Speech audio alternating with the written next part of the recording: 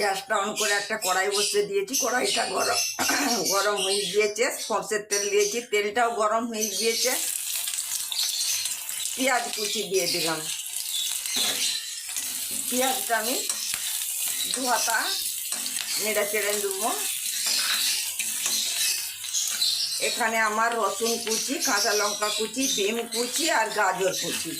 আপনাদের হাতের কাছে যেই সবজি থাকবে সেই সবজি দিয়ে দিবেন। হালকা করে ভেজে নেব।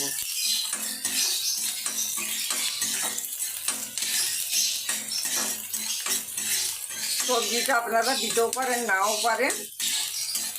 হ্যাঁ, আপনাদের সুবিধা মতন করবেন, কিন্তু সবজি খাওয়া অবশ্যই আমাদের দরকার। সবজিটা দিলে চাউমিনটাও খাওয়া হলো, সবজিটাও একটু খাওয়া হলো।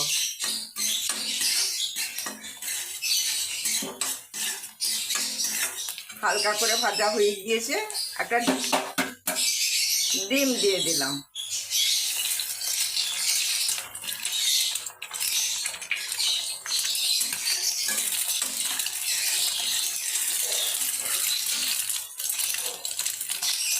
নুন দিয়ে দিলাম। নুনটা আমি কম করেই দেবো, কারণ ম্যাগি মশলা দেবো তো, ম্যাগি মশলাতে নুন থাকে।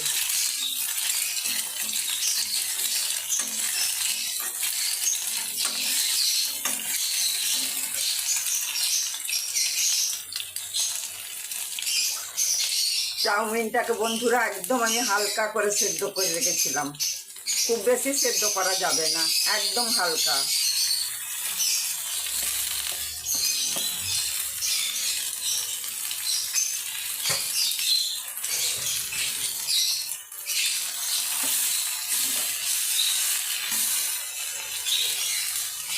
ম্যাগি মশলা আমি দিয়ে দিলাম।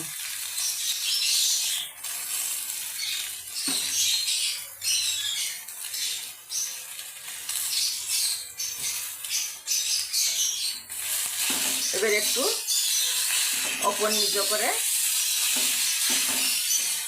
ভেজে নেব। আপনারাও বাড়িতে এইভাবে ম্যাগি বানিয়ে নেবেন চাউমিনের মতন করে। আমি যেইভাবে বানাচ্ছি ওইভাবে শুকনো করে ম্যাগি বানিয়ে নেবেন, আশা করি ভালো লাগবে। ছোট বড় দেখবেন সকলে খুশি করে খাবে। আমরা ঝলঝলও করি, ঝলঝলের চেয়ে এমন শুকনো শুকনো খেতে আমার ছেলেরা খুব পছন্দ করে। সেই কারণে আমি এমন শুকনো শুকনোই বেশি করি।